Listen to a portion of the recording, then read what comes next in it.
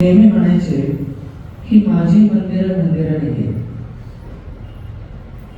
कारण रूपात आपण जसं भारताच्या प्रत्येक मंदिरात जातो आणि मंदिरात गेल्यानंतर वास्तविक तिथे काय क्रिया करतो?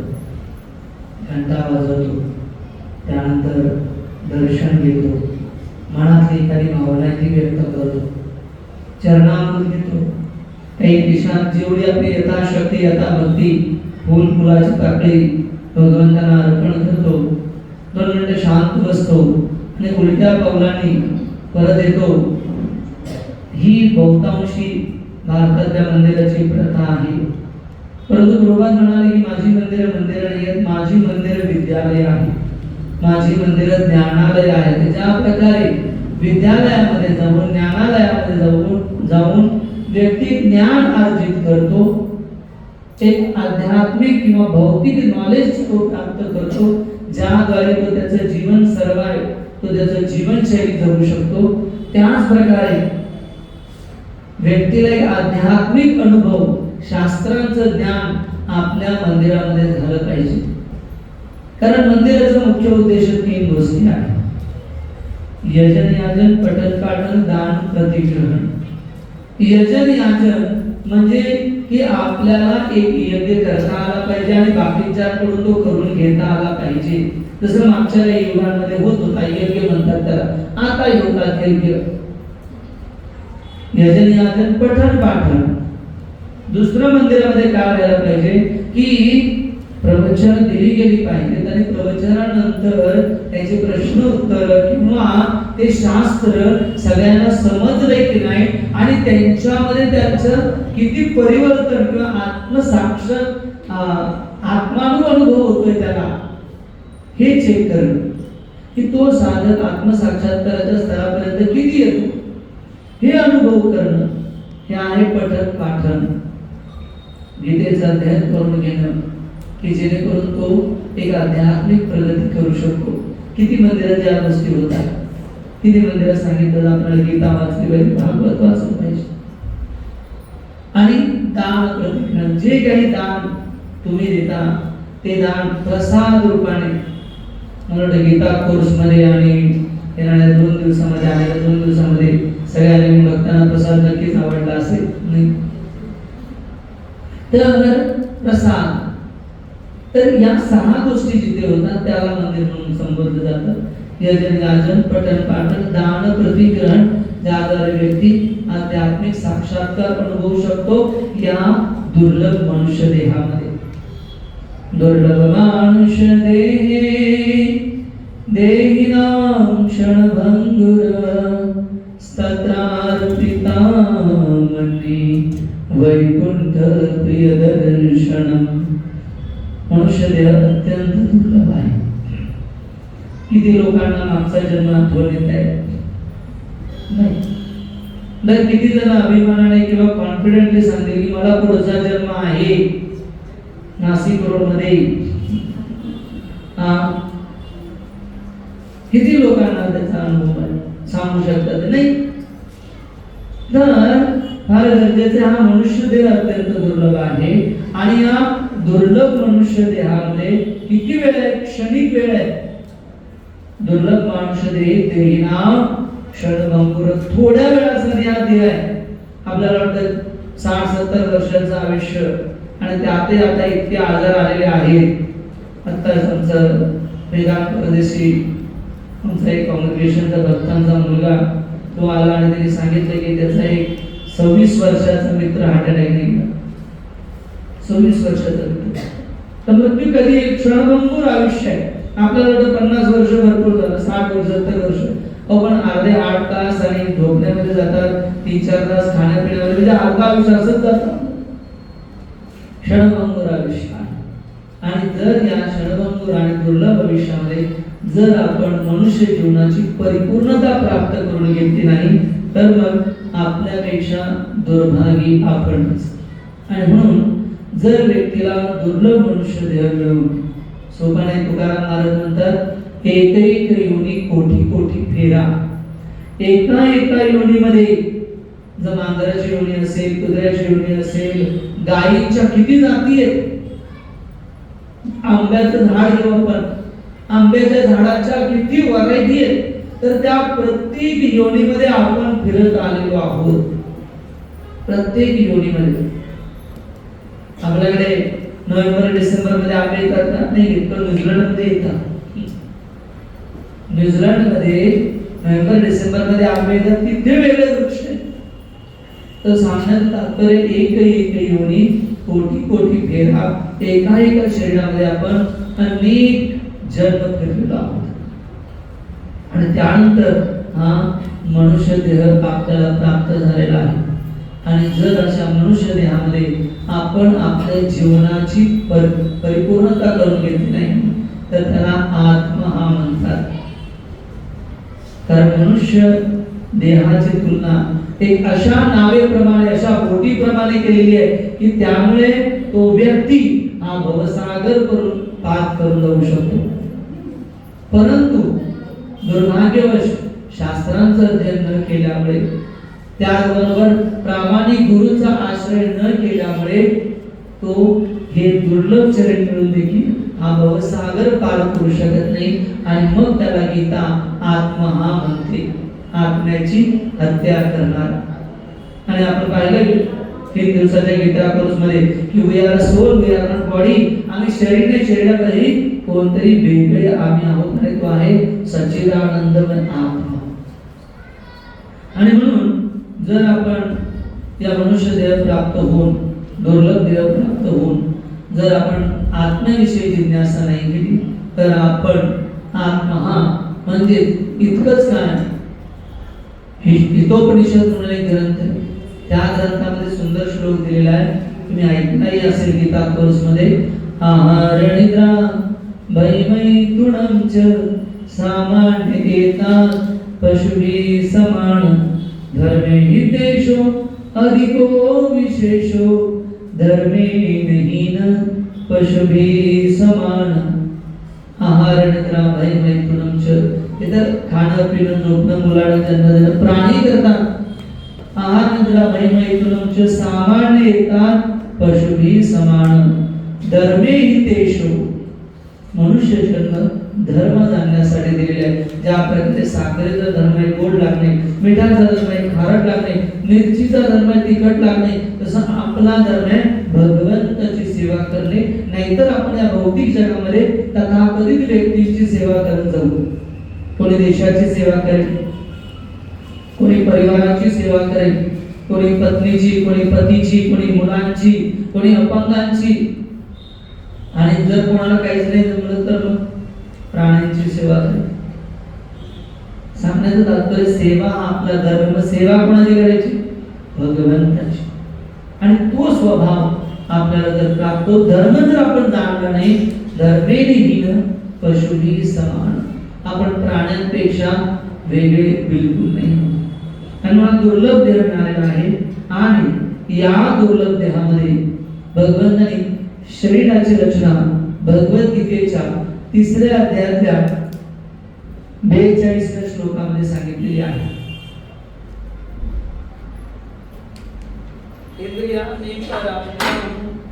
इंद्रियभ्यो परमण मनसस्तु परा बुद्धी बुद्धे परतस्तु सम. हा सुंदर या श्लोकामध्ये दिलेला आहे की कार्य करणारी इंद्रिय म्हणजे आपली 5 इंद्रिय. जिथे जर तुम्ही फोटो तुम्हाला दिसत असेल तर डोळे, कान, नाक, जिव्हा आणि त्वचा हे आपली 5 इंद्रिय आहेत. ही काय करतात? आपली कर्म करत असतात. ज्याद्वारे आपल्याला ज्ञान प्राप्त होत असतं. ती 5 इंद्रिय आहेत.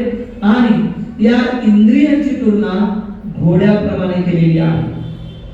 आणि या इंद्रियांपेक्षा श्रेष्ठ कोण आहे? लगाम. घोडे कोणी पकडले? लगाम जे आहे ते महत्त्वाचे आहे. लगाम आहे आपलं मन. आणि त्याच्यावरती आहे सारथी. सारथी म्हणजे आहे आपली बुद्धी. आणि या बुद्धीच्या वरती आहे आत्मा. तर जर आपण इंद्रियांनी पराने भो इंद्रिय भ्यो परमण, आणि जर आपण मनावर जर नियंत्रण केलं नाही तर आपण या इंद्रियांच्या आहारी जाऊन हा दुर्लभ आत्मा जो आहे त्याची वास्तविकता गमावून बसतो. आणि म्हणून जर आपल्याला आजच्या या तिसऱ्या सेशन मध्ये आपण चर्चा करणार आहोत की नामाचा महिमा. C for charity, A for association, B for book reading ज्याची चर्चा काल झाली आपली. सी फॉर चॅरिटी, जपयज्ञ त्याच्याविषयी आज आपण चर्चा करणार. उद्या आहे डाईट, भगवंतांना भोग लावून प्रसाद खाणे, मग डान्स करणे. तर हे जे इंद्रिय आहे, जर या इंद्रियांवरती आपण वेळेच लगाम म्हणजे मनाला जर नियंत्रण केलं नाही तर हे मन आपल्याला खड्ड्यामध्ये घेऊन जाईल. सोप्या भाषेमध्ये मन आपल्याला या भौतिक जगामध्ये बांधल्याशिवाय राहणार नाही. आणि म्हणून भगवद्गीतेमध्ये या ज्या मनाला आहे सोप्या भाषेत सांगितलेलं आहे, मन सर्व कारण कारणाम. हे मन इतकं बलवान आहे की आपल्याला कळूनच देत नाही. इस्कॉनमध्ये येण्याआधी हा फरकच माहिती नव्हता की मन हा कोणी एक आपला प्राणी आहे आपल्यामध्ये नाही. हे जर मन जर आपलं मित्र झालं तर आपल्याला काय करू शकतो, मोक्षाची प्राप्ती देऊ शकतो. पण जर हे आपलं मित्र झालं नाही तर आपल्याला ते जन्म मृत्यूच्या चक्रातून बाहेर काढता आपलं जन्म मोक्ष जर मन नियंत्रित झालं तर ते आपल्याला जन्म मृत्यूच्या चक्रामधून काढेल. आणि जर मनावर कंट्रोल नाही झालं तर ते आपल्याला या भौतिक जगामध्ये कर्माच्या श्रृंखलेमध्ये बांधल्याशिवाय राहणार नाही. आणि म्हणून नीट लक्षात घ्या, हे मन जे आहे जर एखाद्याने या मनाच्या अधीन होऊन बुद्धीला विचार न करता जर त्याने सकाम कर्म केलं तर स्वर्गात जाईल, जर चुकीचं कर्म केलं तर नरकात जाईल. मग काय एखादा व्यक्ती आंधळा होतो, एखादा व्यक्ती बहिरा होतो, एखादा व्यक्ती मुका होतो. कर्माची श्रृंखला त्याच्या बरोबर चाललेली असते.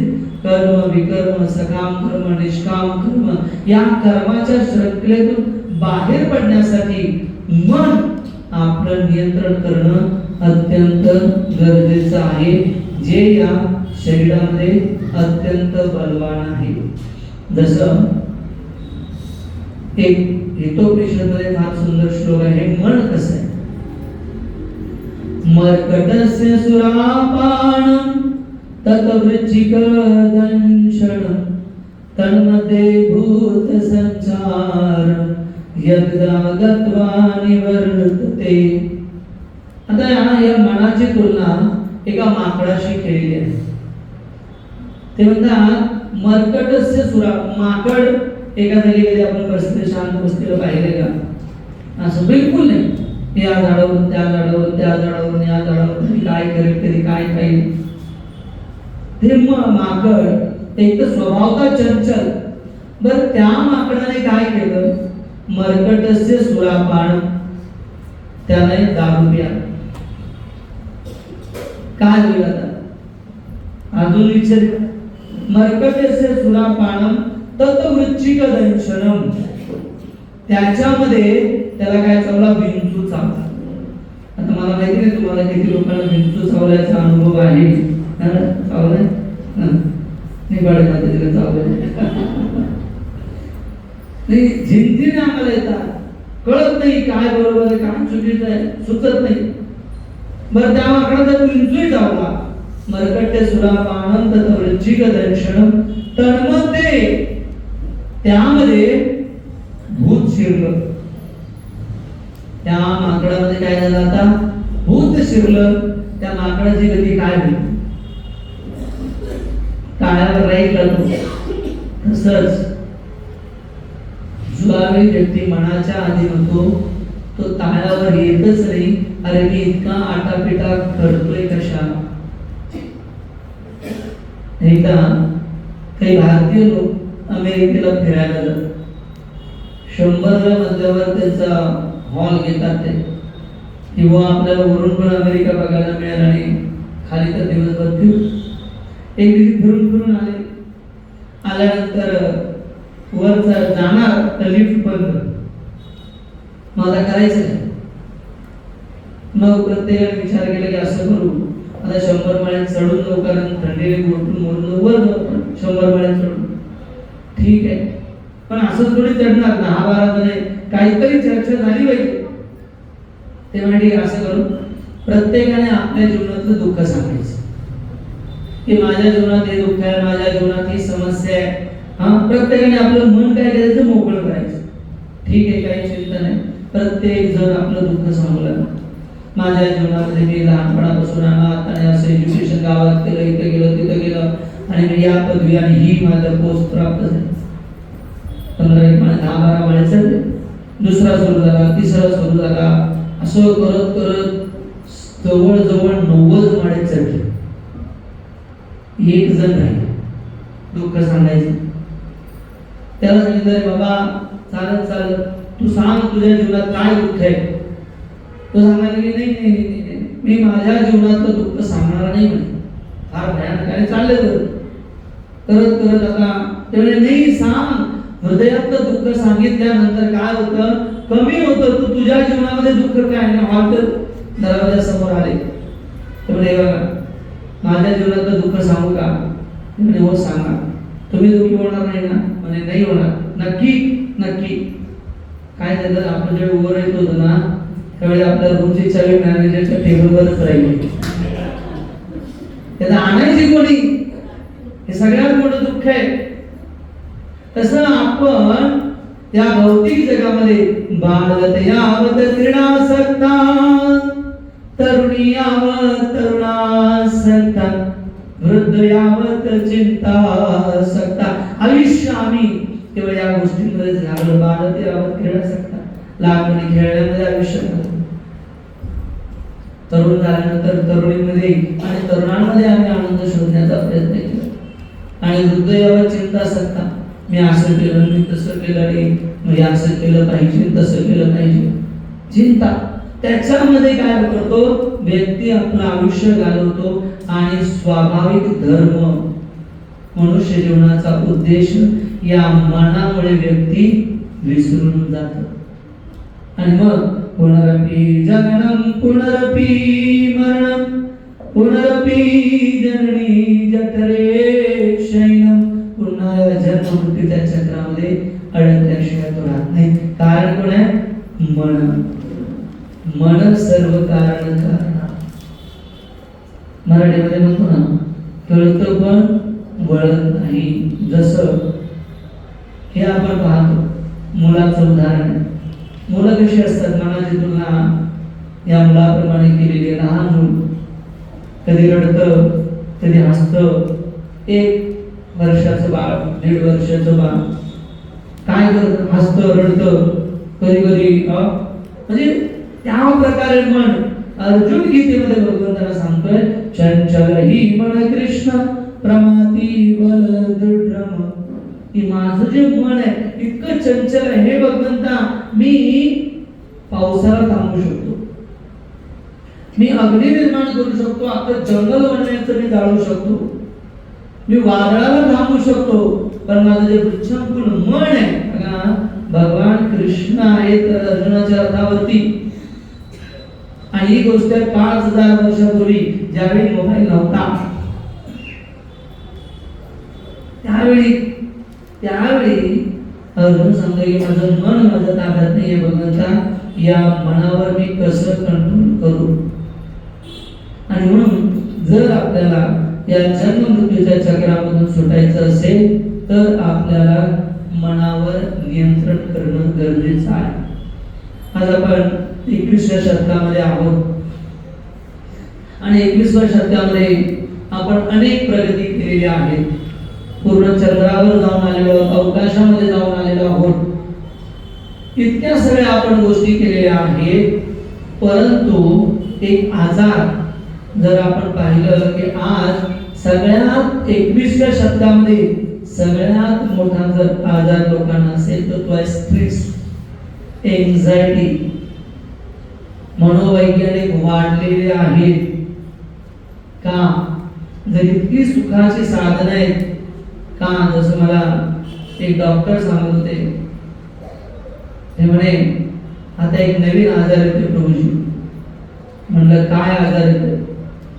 जसं आपण एखादी गोष्ट विकत घेतली तर इच्छा काय असते, कोणीतरी आपलं गुणगान करावं.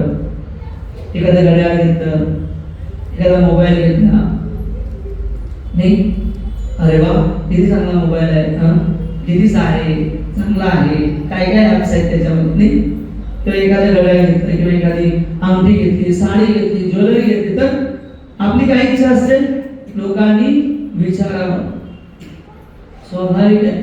त्यामुळे जर आता असं तुम्ही लोकांना विचारलं नाही की किती चांगले कपडे घातले, किती सुंदर दिसतात, कधी घातलं वॉच कधी घेतलं, चांगलं वॉच आहे, तर त्यांना ते स्ट्रेस मध्ये जातील, एन्झायटी मध्ये जातील आणि त्यांना गोळ्या सुरू कराव्या लागतील. हा सगळ्यात मोठा आजार आहे. तर 21व्या शतकामध्ये आपण इथे आलेलो, जसं भगवंताने जे आहे, mind can create a heaven out of hell and hell out of heaven. मन जर आपलं पूर्णपणे नियंत्रणामध्ये असेल तर स्वर्गामध्येही नरकामध्येही स्वर्ग आहे, आणि पण जर ते मन कंट्रोल मध्ये नसेल तर ते स्वर्गामध्ये देखील नरक उत्पन्न केल्याशिवाय राहणार नाही. आणि म्हणून या मनाला, कारण जे काही कालचक्र आपल्या जीवनामध्ये घडत आहे त्याचं एकमेव कारण आहे मन नियंत्रण नसणे. आणि म्हणून या मनावरती नियंत्रण करणे ही काळाची गरज आहे.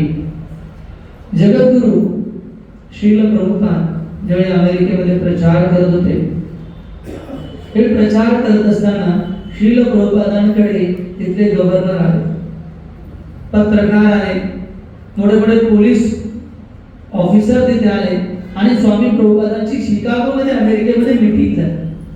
आणि त्या मीटिंग मध्ये त्यांचा प्रश्न स्वामी प्रभुपादांना होता की आम्ही आता आमची तरुण पिढी बघत आहे, ही तरुण पिढी इतक्या सुखसोयी देऊन, इतक्या चांगल्या गोष्टी त्यांच्याकडे असून आज आमचे तरुण गुंड बनतायत, आज आमचे तरुण हिप्पी बनतायत, चरस गांजा पिऊन रस्त्यावर पडतायत, त्यांना ध्यान राहत नाहीये, क्राईम करतायत, आणि इतकंच नव्हे आत्महत्या करायला लागलेले अमेरिकेतले तरुण.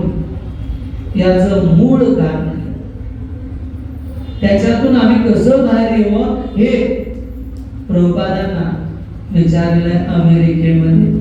आणि मग त्यावेळी प्रभुपादांनी त्यांना सांगितलं की का हे लोक सैरावया किंवा स्वैराचाराचं जीवन जगतायत, कारण मन हे त्यांना जगवण्यास भाग पाडत आहे. आणि म्हणून जर मनावर आपल्याला कंट्रोल करायचं असेल तर आपल्याला शास्त्रांचा आधार घ्यावा लागेल. म्हणून गीतेमध्ये ज्यावेळी भगवंतांना अर्जुनाने प्रश्न विचारला की हे मनावर नियंत्रण कसं येईल, त्यावेळी अर्जुनाला भगवंताने सांगितलेलं वैराग्येन अभ्यासेन, अभ्यास करून. अभ्यास एक अर्थ होतो प्रॅक्टिस करून, आणि दुसरा अर्थ होतो जे शास्त्र आहे त्याचं अध्ययन करून आपल्याला मनावरती नियंत्रण करणं अत्यंत सोपं जातं. म्हणून फार गरजेचं आहे, जर आपल्याला मनावर कंट्रोल करता आलं तर आपण नरकामध्ये स्वर्ग अनुभवू शकतो, मनुष्य जीवनाची परिपूर्णता आपण करू शकतो, जन्म मृत्यूच्या चक्रातून आपण बाहेर पडू शकतो. चूक आणि बरोबर याचा भेद आपल्याला कळेल जर आपण मनावर नियंत्रण केलं. भगवद्गीतेमध्ये हा एक 6व्या अध्यायाचा सुंदर हा 5वा श्लोक आहे. उद्धरेद आत्मना आत्मनं नात्मानं अवसादयेत् आत्मेव हि आत्मनो बंधुर आत्मैवेरिपुरात्मना. या श्लोकामध्ये सांगितलेलं आहे की मनुष्याने आपल्या मनाद्वारे स्वतःची अधोगती होऊ न देता स्वतःचा उद्धार केला पाहिजे. मन हे बद्ध जीवाचा मित्र तसेच शत्रूही आहे. श्रील प्रभुपाद तात्पर्यामध्ये लिहितात, म्हणून भगवद्गीता वाचली पाहिजे. प्रभुपाद लिहितात, विविध परिस्थितीनुसार आत्मा शब्दाचा अर्थ शरीर, मन व आत्मा असाही होतो. योग पद्धतीनुसार विशेष करून बद्ध जीव आणि मन हे महत्वपूर्ण असतात. योगाभ्यासाचा केंद्रबिंदू हा मन असल्यामुळे या ठिकाणी आत्मा हा शब्द मनाचा निर्देश करतो आणि योग पद्धतीचा हेतू आहे मनाला नियंत्रित करणे. फार गरजेचं आपल्याला हे समजलं. म्हणून जर आपल्याला या भौतिक जन्म मृत्यूच्या चक्रातून जर बाहेर पडायचं असेल तर केवळ आणि केवळ आपल्याला मनाला नियंत्रण करावं लागेल. त्यानंतर भगवद्गीतेमध्ये एक सुंदर उदाहरण दिलेलं आहे की मन कशा प्रकारे आहे. मन जे आहे त्याची तुलना त्या धारदार सुरीशी करण्यात आलेली आहे. जी सुरी आहे, जर ती सुरी चोराच्या हातात सापडली, ती का गुंडाच्या हातात सापडली, तो काय करू शकतो? तो त्याचा चुकीचा फायदा घेऊन लोकांना मारू शकतो. पण तीच सुरी जर एका डॉक्टराच्या हातात मिळाली तर तो लोकांचं काय करू शकतो? जीवन 100% वाचवू शकतो. त्याच प्रकारे हे जे मन आहे याची जर गती आपल्याला कळाली, दिशा आपल्याला कळाली तर हे मन आपल्याला या जन्ममृत्यूच्या चक्रातून काढू शकतो. आणि जर नाही मिळालं तर हे मन आपल्याला या भौतिक जगातल्या चुकीच्या गोष्टीमध्ये, त्याला विकर्म म्हणतात, विरुद्ध कर्म, त्या विकर्मामध्ये लावल्याशिवाय राहणार नाही. आणि म्हणून फार गरजेचं आपल्याला या मनाची गती ओळखून मनावर नियंत्रण करणे. जसं भगवद्गीतेमध्ये 12व्या अध्यायामध्ये हा एक सुंदर 8 नंबरचा श्लोक आहे. माझ्या मागे म्हणा, मय्येव मन आदस्त्व मयि बुद्धि निवेशया निवस्यस्य मय्येव अत ऊर्ध्वन संशया.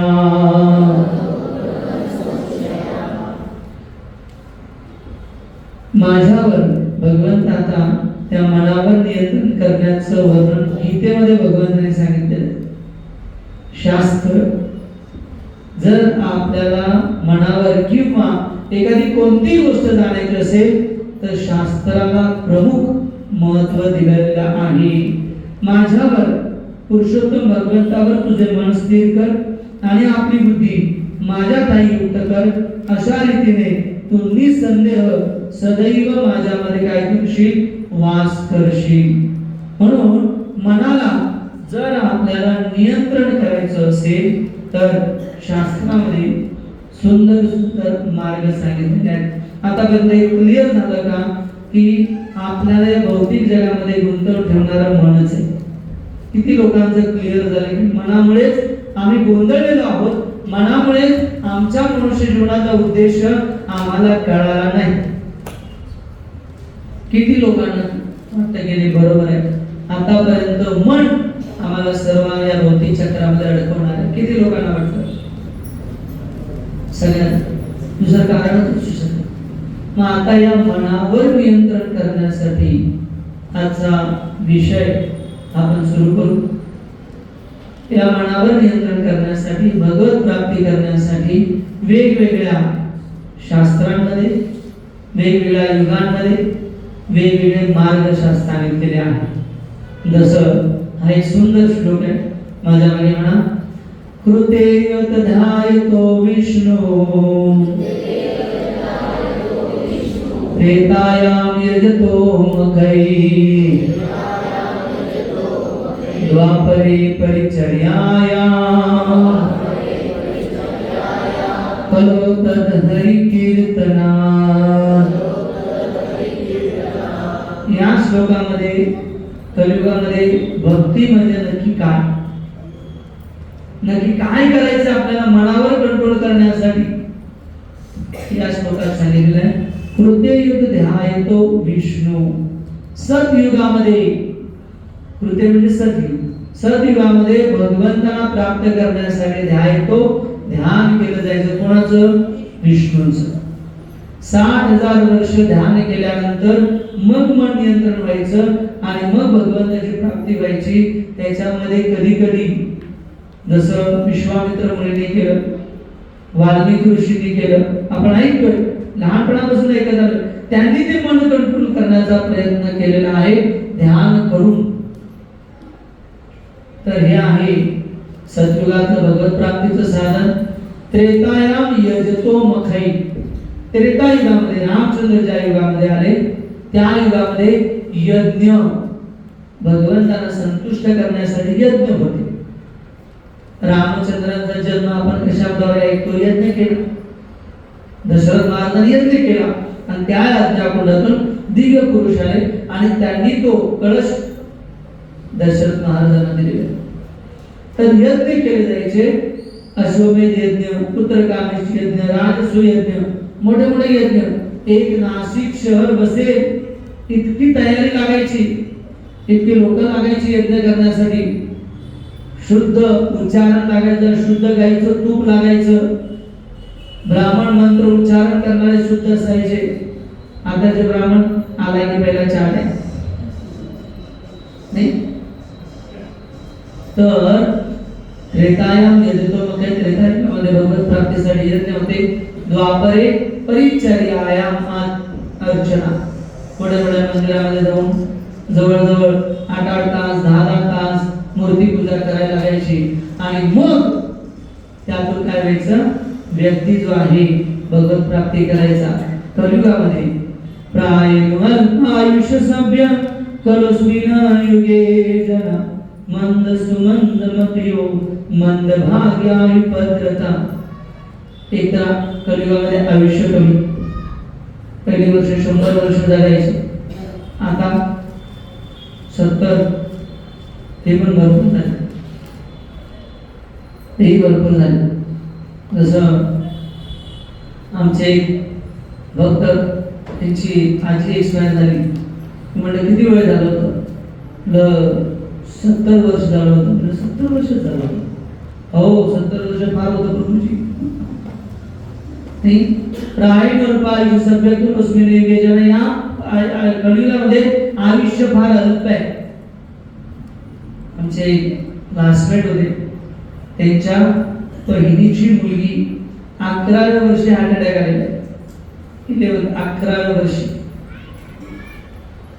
प्रायण अल्पायुष्य सभ्य, आयु कमी आहे. आणि मग त्या कलियुगामध्ये किती अवगुण आहेत? मंद.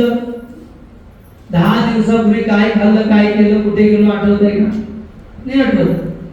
मंद सुमंद म्हणजे कलियुगाच्या प्रभावाने आम्ही तर विसरून तर चाललो आहोत, परंतु ज्या गोष्टी करायला पाहिजे त्याही आम्ही योग्य पद्धतीने करत नाही. सगळे लवकर उठत नाही. आता ठीक आहे आपली पिढी ठीक आहे बुवा, पण ही पिढी येणारी नाही. सुमंद माहिती आहे सगळे उठायचे पण उठणार नाही. माहिती आहे स्नान करायला पाहिजे, लोक स्नानही करत नाही. सुमंद मंद सुमंद मध्यो. मतभेद आहे त्या कलियुगामध्ये. प्रत्येक घराघरामध्ये, प्रत्येक चाळीमध्ये, गल्लीमध्ये, रिलेशन मध्ये मंद सुमंद मध्यो मंद भाग्या. कम नशिबी आहेत लोक. म्हणजे जे इच्छित प्राप्त करायचंय ते प्राप्त होणार नाही. मंद भाग्या आणि युपद्रता म्हणजेच नेहमी भांडणारे लोक या कलियुगामध्ये आहेत. शुद्धता नाही, त्यानंतर शारीरिक क्षमता नाही. मग भगवत प्राप्तीचा कलियुगात मार्ग काय? मनावर नियंत्रण करण्याचा मार्ग काय? तो आहे कलोत्तत हरी कीर्तना. हरे कृष्णा हरे कृष्णा कृष्णा कृष्णा हरे हरे हरे राम राम राम हरे. करोतद हरी कीर्तना. मग बऱ्याच जणांचा प्रश्न होईल, प्रभूजी अनेक मंत्र आहेत, अनेक मंत्र आहेत, मग हाच मंत्र का? प्रश्न असू शकतो, बरोबरही आहे. तर नीट लक्षात घ्या. समजा आपल्याला एखादा ताप आला, ताप आल्यानंतर आपण जर मेडिकल मध्ये गेलो आणि मेडिकल वाल्याला सांगितलं मला ताप आलाय गोळी, तर तो काय म्हणेल, तुम्हाला कुठला ताप आहे? डेंगू आहे, हिव ताप आहे, तुम्हाला नक्की कुठला ताप आहे? तुम्ही आधी डॉक्टरकडे जा आणि डॉक्टर काय करतील, तुमचं परीक्षण करतील आणि तुम्हाला जो आजार आहे त्याच्यावर काय देतील, योग्य गोळी देतील. मग तो व्यक्ती डॉक्टरकडे जातो, आजार चेक करतो, आजार चेक केल्यानंतर त्याला कळते की अरे बरं मला ताप आहे आणि हा ताप आहे, तो ती औषध आणून मेडिकल वाल्याला देतो आणि मेडिकल वाला ते सगळे बघतो. जसं एकदा एक व्यक्तीचं रिलेटिव्ह ऍडमिट होते, डॉक्टर सांगितलं की खाली मेडिकल आहे, त्या मेडिकल मधून ही औषधं घेऊन या. तर हे जे रिलेटिव्ह होते ते शिकलेले होते, त्यांनी पाहिलं की चिठ्ठीवर काय लिहिलंय, त्यांनी वाचण्याचा प्रयत्न केला पण ते काही त्यांच्या लक्षात येईल, काय शब्द काय लिहिले ते. मग खाली जातात मेडिकल वरती, त्याला सांगत बाबा हे औषधं दे. तो बघतो चिठ्ठी आणि 10-15 औषधं काढून देतो आणि बिल देतो. तो म्हणे, जो औषधं घेणारा व्यक्ती तो म्हणतो मी तुला एक प्रश्न विचारू का? म्हणजे विचारा साहेब. अरे मी सगळं वाचण्याचा प्रयत्न केला पण मला एकही शब्द कळाला नाही. तू बघितला का तुला कळालं की अरे काय लिहिलेलं आहे, काय तू एवढी औषधं काढून दिली, असं कसं काय? त्यामुळे साहेब सोप्या भाषेत सांगू का काय लिहिले त्यात? डॉक्टरने लिहिलेले, मी याला लुटून मोकळा झालेला, आता तो लुटायचं काम कर. मेडिकल थोडासा विनोद आठवला. तर सांगण्याचं तात्पर्य हे आहे की जर आपल्याला ताप झालेला आपण डॉक्टरकडून रेकमेंडेशन घेऊ, हा ताप आहे, मेडिकल मध्ये गेल्यानंतर मेडिकल मध्ये तापावर 100 औषध आहे, पण तुमच्यासाठी जो उपयुक्त औषध आहे तो त्या 100 औषधामधून काढून दिल्याशिवाय राहणार नाही. तसंच शास्त्रामध्ये हरे नाम हरे नाम हरे नामेव केवलम करुणास्तेव नास्तेव नास्तेव गतिरन्यथा. हा कवी संतन उपनिषद मधला श्लोक आहे की त्यामध्ये सांगितले की कलियुगामध्ये हरे नाम हरे नाम हरे नाम, हरीच नाव हरीच नाव हरीच नाव. बरं कसं म्हणताय, ऑर्डर ऑर्डर म्हणतात ना, शांत बसा शांत, ऑर्डर ऑर्डर हा नियम. तसं कलियुगामध्ये हरे नाम एव केवलम करो नास्तेव नास्तेव नास्तेव गती अन्यथा.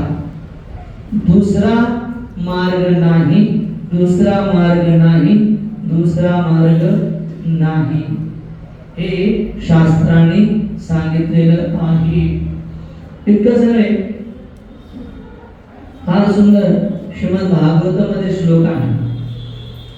कलो दोष निधे राजन अस्ति एक महान गुण कीर्तन देवस्य कृष्णस्य मुक्त संग परम व्रजे. कले दोष निधे राजन, कलियुग हे दोषांचं सागर आहे. कलो दोष निधे राजन अस्ति एक महान गुण, या कलियुगामध्ये एक महान गुण आहे. मग काय महान गुण आहे? कीर्तन देवस्य कृष्णस्य. की कलियुगामध्ये जर एखाद्या व्यक्तीला भगवंताला प्राप्त करायचं आहे आणि मन जर नियंत्रण आणायचं असेल तर केवळ आणि केवळ हरे कृष्ण महामंत्रच आहे. मुक्त संग परम व्रजे. आणि म्हणून इथे 2 उदाहरणे की ज्यांनी हरिनामाचा आश्रय घेतला आणि हरिनामामुळे त्याने इतकं मन नियंत्रित झालं. जसं इथे 2 उदाहरणं आहेत शास्त्रामध्ये. पहिला विश्वामित्र मुनीचं, जे आपण अनेक वेळा ऐकलेलं आणि पाहिलेलं पण आहे. विश्वामित्र मुनी यांनी 60,000 वर्ष तपस्या करण्याची योजना केली आणि तपस्या करत असताना जी एक अप्सरा मेनका का उर्वशी ती आली आणि तिच्या पैंजणाचा आवाज ऐकल्याबरोबर विश्वामित्र मुनींचं मन जे आहे ते विचलित झालं आणि त्यांनी आपलं व्रत सोडून दिलं. हे मन इतकं प्रभावशाली, परंतु त्या युगामध्ये देखील ते मनाला कंट्रोल करू शकले नाही. ध्यान करून सुद्धा कलियुगामध्ये आपण करू शकतो का नाही? आणि इथे उदाहरण आहे नामाचार्य हरिदास ठाकूर, जे रोज 192 माळा जप करायचे. हरे कृष्णा कृष्णा कृष्णा हरे हरे, हरे राम राम राम हरे. ते सदैव भगवंताच्या नावाचा जप करायचे. रोज 192 माळा जप करायचे. आणि जप करत असताना त्यांची परीक्षा घ्यायचं साक्षात मायादेवीने ठरवलं. 2 वेळा सुंदर स्त्रियांनी, एक साक्षात मायादेवी आणि एक वेश्या यांनी हरिदास ठाकूरांचं वचन फोडण्याचा प्रयत्न केला. एक रात्री जाऊन मन लुभावण्या आवाजाद्वारे, मन लुभावण्या लक्षणाद्वारे हरिदास ठाकूरांचं मन विचलित करण्याचा प्रयत्न केला. परंतु हरिदास ठाकूरांनी 3 दिवस लगातार जप केला आणि मनावर नियंत्रण असल्यामुळे त्या वेश्येलाच नव्हे तर त्या साक्षात मायादेवीला देखील त्यांनी भगवंताच्या नामाची दीक्षा दिलेली आहे. आपला शिष्य बनवलेले हरिदास ठाकूरांनी. हे कशामुळे शक्य आहे? केवळ आणि केवळ हरिनामाद्वारे. आपण पाहतो की आज पूर्ण जगामध्ये का foreigner, American, German, French, Italian, का हे लोक मनावर नियंत्रण करू शकले? केवळ आणि केवळ एकच कारण, हरे कृष्णा महामंत्राचं कीर्तन. हरे कृष्णा कृष्णा कृष्णा हरे हरे, हरे राम राम राम हरे. त्यामुळे फार गरजेचं आपल्याला जर मन कंट्रोल करायचं असेल तर हरिनामाचा आश्रय घेतला पाहिजे. आपण पाहतो श्रील प्रभुपादांना ज्यांनी मदत केली, बीटल्स ग्रुपचे लीडर जॉर्ज हॅरिसन, त्यावेळी दिग्गज कीर्तनीय, पण कीर्तने म्हणता येणार नाही त्यांना, त्या आधी भौतिकवादी गाणे गायचे. परंतु तेच ज्यावेळी त्यांनी हरे कृष्ण महामंत्राचं कीर्तन केलं त्यावेळी त्यांनी सांगितलं की मला एक आतूर वैयक्तिक शांतता प्राप्त झालेली आहे. म्हणून हरिनामाविषयी आपण जाणलं पाहिजे. आणि म्हणून शास्त्रामध्ये अनेक श्लोक आहेत जे आता आपण थोडेसे चर्चा करणार आहोत की नामाचा महिमा किती आहे. नाम बिनु किछु नाही कलिकाल, नाम बिनु कलिकाले नाही आर धर्म, सर्व मंत्र सार नाम येई शास्त्र मर्म. याच्यामध्ये दिलेलं आहे नाम बिनु कलिकाले नाही आर धर्म. नामाविना या कलियुगामध्ये एकही धर्म नाहीये. सर्व मंत्र सार, सगळ्या मंत्रांचं सार आहे. हेही शास्त्र धर्म, हा जो हरे कृष्ण महामंत्र आहे हे सगळ्या शास्त्रांचं मत आहे. सोप्या भाषेत उदाहरण द्यायचं झालं तर 2000 रुपयाची नोट आहे, बरोबर आहे? तर 2000च्या नोटीमध्ये 10 रुपयाची नोट आहे, 500 रुपये त्यात येतात, 100 रुपये त्यात येतात, 20 रुपये त्यामध्ये येतात, बरोबर आहे की? 2000ची जर नोट असेल तर सगळ्या नोटी त्याच्यामध्ये समाविष्ट होतात. किंवा जसं आता मला माहिती नाही, कोको कोला, थम्सअप किंवा ते पूर्वी मिळायचे 2 लिटरची बॉटल असायची किंवा 1.5 लिटरची, त्याच्यामध्ये 100 ml आलं, 250 ml आलं, अर्धा लिटर आलं, 1 लिटर आलं त्या 1.5 लिटरच्या बॉटलमध्ये. त्याच प्रकारे कलियुगामध्ये जे काही मंत्र आहेत या मंत्र, सगळे मंत्र या हरे कृष्ण मंत्रामध्ये समावलेले आहेत. ज्या प्रकारे 2000च्या नोटीमध्ये सगळ्या नोटा आपोआप येतात, त्याच प्रकारे या कलियुगामध्ये सगळे मंत्र या हरे कृष्ण महामंत्रामध्ये येतात आणि हे आम्ही नाही, शास्त्र सांगत आहे. कलिकाले नाम रूपे कृष्ण अवतार, नाम हरिते हय सर्व जगत विस्तार. फार महत्वाचं आहे की या कलियुगामध्ये भगवंत स्वतः या कृष्णाच्या नामाने काय करतायत, अवतीर्ण झालेले आहेत. नाम रूपाने भगवंत या कलियुगामध्ये अवतीर्ण झालेले आहेत. वेगवेगळ्या शास्त्रामध्ये शिवजी जे आहे ते तपस्या करताना आपण पाहतो. पण शिवजी कोणाची तपस्या करतात? राम राम रामेति इति रामे मनोरमा, की ते देखील राम नामावर ध्यान करताना आपण पाहतो. आणि म्हणून फार गरजेचं आहे आपल्याला नामावरती हा महिमा माहिती असणं. नामाविषयी जसं हा एक सुंदर श्लोक आहे पद्मपुराणामध्ये. नाम चिंतामणी कृष्ण चैतन्य रस विग्रह, पूर्ण शुद्ध नित्य मुक्त भिन्नत्व नाम नामी. नाम चिंतामणी कृष्ण चैतन्य रस विग्रह, हे जे नाम आहे हे चिंतामणी आहे. चैतन्य रस विग्रह याच्यामध्ये एक आध्यात्मिक रस आहे, पूर्ण शुद्ध. हे पूर्ण शुद्ध आहे, नित्य मुक्त. तुम्ही कधीही कुठेही या नामाचा जप करू शकता. विशेषतः सकाळी जप केला पाहिजे. तर भगवंताच्या नावाची ही महिमा आहे. नामेव परमा मुक्ती, नामेव परमा गती, नामेव परमा शांती, नामेव परमा स्थिती, नामेव परमा भक्ती, नामेव परमा गती, नामेव परमा प्रीती, नामेव परमा स्मृती. जे काही मुक्ती, गती, शांती, स्थिती, भक्ती, प्रीती, स्मृती हे सगळं आपल्याला नामाद्वारे प्राप्त होणार आहे. जर आपण नाम जप केला तर या सगळ्या गोष्टी आपल्याला सहज आणि सोप्या रीतीने प्राप्त होतील. एक सुंदर श्लोक आहे.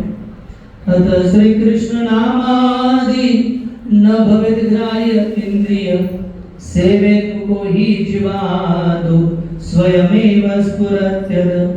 अत श्री कृष्ण नामादि न भवेत ग्राह्य इंद्रिय. भगवंताचं रूप, गुण, लीला किंवा भगवंतांना समजणं या इंद्रियाने शक्य नाही. अहो, आपण आपल्या मागे काय चाललंय हे आपल्याला कळत नाही. 10 दिवसापर्यंत पूर्वी आपण काय खाल्लं हे आपल्या स्मरणामध्ये राहत नाही. तर आपल्याला भगवंत काय आपण जाणणार? अत श्रीकृष्ण नामादि न भवेत ग्राह्य इंद्रिय, या बाह्य इंद्रियाने आपण जाणू शकत नाही. आणि मग तसं काय भगवंतांना आपण जाणू शकतो? भगवंताचे नाम रूप गुण लीला. सेवेन कोही जीवा आदो, ही जीवा ज्याद्वारे आपण कृष्ण प्रसाद खाल्ला पाहिजे आणि या जीवेने भगवंताच्या नावाचं काय केलं पाहिजे? जप केला पाहिजे. हरे कृष्णा कृष्णा कृष्णा हरे हरे, हरे राम राम राम हरे. भगवंताच्या नावाचा आपण काय केला पाहिजे? जप केला पाहिजे. जगद्गुरु श्रील प्रभुपादांना एका व्यक्तीने प्रश्न विचारला, काय तुमच्या इस्कॉनच्या मंदिरामध्ये घंटाच राहत नाही म्हणे. प्रभुपाद म्हणलं, कोण म्हणलं घंटा राहत नाही?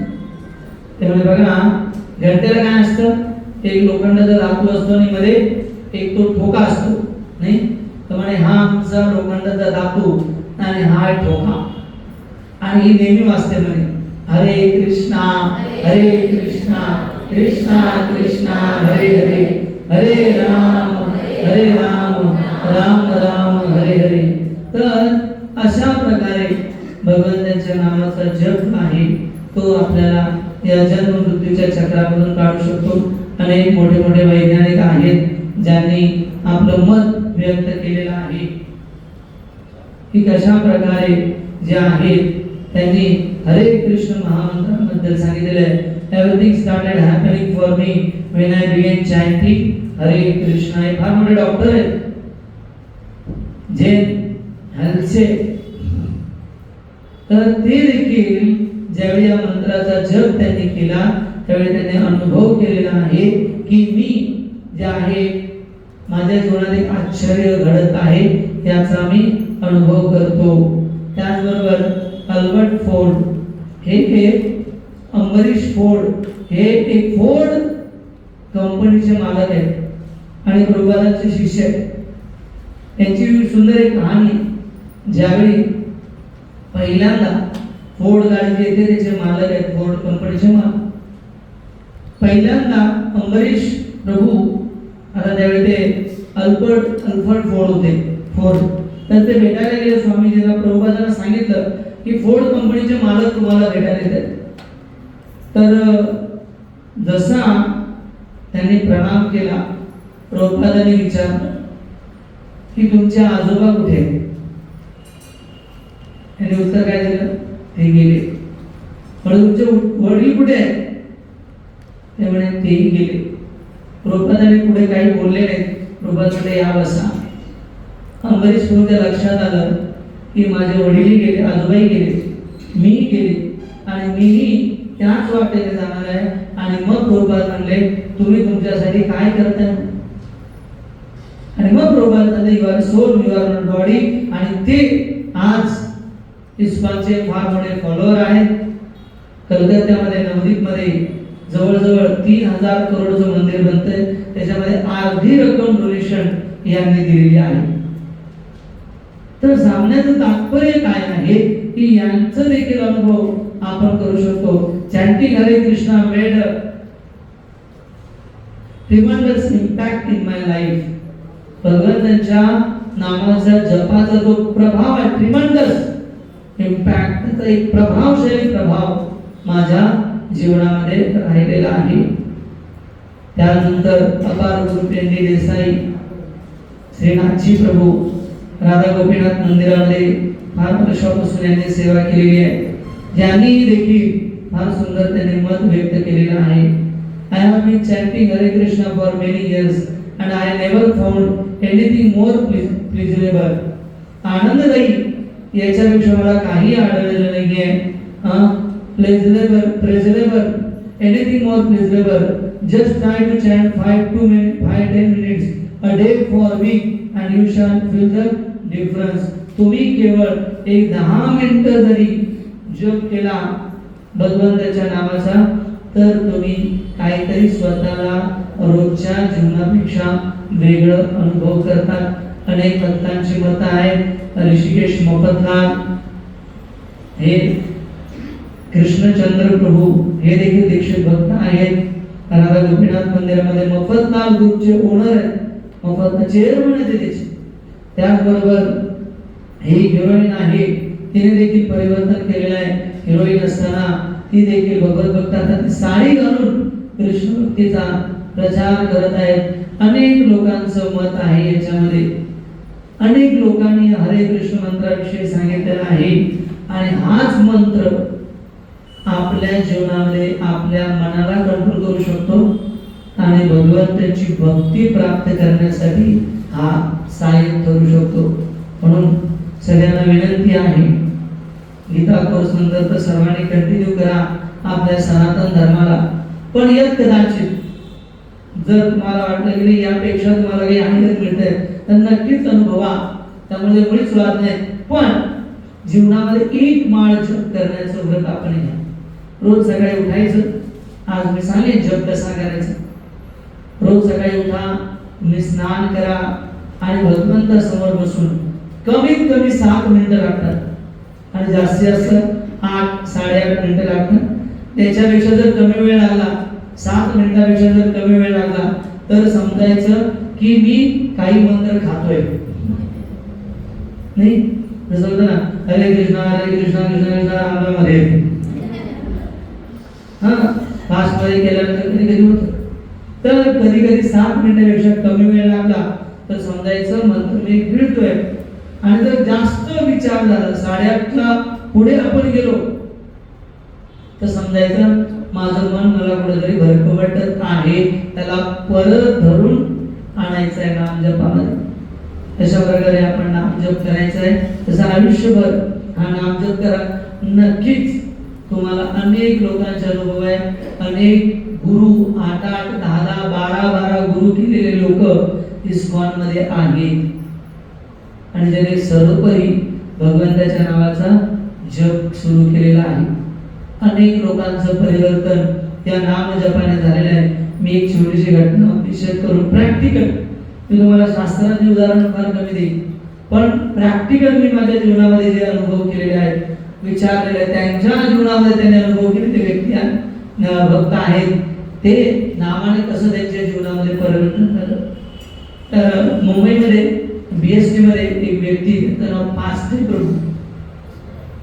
हे पास्टे आता BST मध्ये जॉब म्हणजे भरपूर पैसा, आणि भरपूर पैसा म्हणजे भरपूर नशा, मुंबईचे गणितच. आणि मग हे BST मध्ये नव्हे तर त्यांच्या नातेवाईकामध्ये खूप विख्यात होते की हा आला तर ड्रिंक करतो आणि भांडण करतो. ते इतके कुविख्यात होते, इतके कुविख्यात होते, तर सगळे लोक त्यांना टाळाटाळ करायचे. काही वर्षानंतर त्यांच्या लक्षात आलं की अरे सगळेच लोक माझा टाळाटाळ करतात, कारण तिथे गेले की ड्रिंक करायची, मग भांडणं करायची, मग काही तोडफोड करायची, नित्य नियम असतो. मग अशा व्यक्तीला साधारण कोणी बोलत नाही, घरातही विचारत नाही. मग झालं असं, त्यांना कुठेतरी फ्रस्ट्रेशन आलं, आणि फ्रस्ट्रेशन आलं की मग आजार उद्भवतो. पण डॉक्टरकडे गेले. डॉक्टरने सांगितलं की असा असा आजार आहे, डॉक्टर काय करायचं. डॉक्टर म्हणे तुला तर दारू सोडावी लागेल, पण ते काय वाटत नाही तुझ्याने सुटेल म्हणे, पण असं कर म्हणे, इथे गिरगाव चौकडेला एक मंदिर आहे म्हणे इस्कॉन वाल्यांचं, हरे कृष्ण, तिथं जा, बघ काही चमत्कार होतो का, तेच काहीतरी तुझ्या जीवनात परिवर्तन होईल. पास्टे प्रभू ठीक आहे. मग आले मंदिरामध्ये, मंदिरामध्ये पाहिलं सुंदर विग्रह, चांगला प्रसाद, भक्त नाचतायत, ब्रह्मचारी. आवडलं काय त्यांना सगळ्यात जास्त कीर्तन, हरे कृष्णा हरे कृष्णा. आणि मग त्यांना आवडलं, आणि मग ते कंटिन्यू त्याला काय करू लागले. एखादी गोष्ट जर आपल्याला काय म्हणतो ती भिडली तर ती लवकर जात नाही. जर आमचे शिवराम प्रभू यांनी इतके सुंदर भजन गायली नाही, तर रोज सकाळी उठून हर सांस में हो सिमरण तेरा यूं बीत जाए जीवन मेरा. ते इतकं सुंदर भजन गातात मी ते रोज बाथरूम मध्ये जाताना तेच आठवत, दुसरं मला ते येतच नाही लक्षात आता. तर तसं ती किक बसते, आता सोप्या भाषेत ती किक लागते. आणि मग ते घरी गेले की ते जप करा. बरं त्यांनी दारू सोडली नाही, कमी ठीक आहे, पण ती कीर्तनामध्ये इतकी रुची आहे.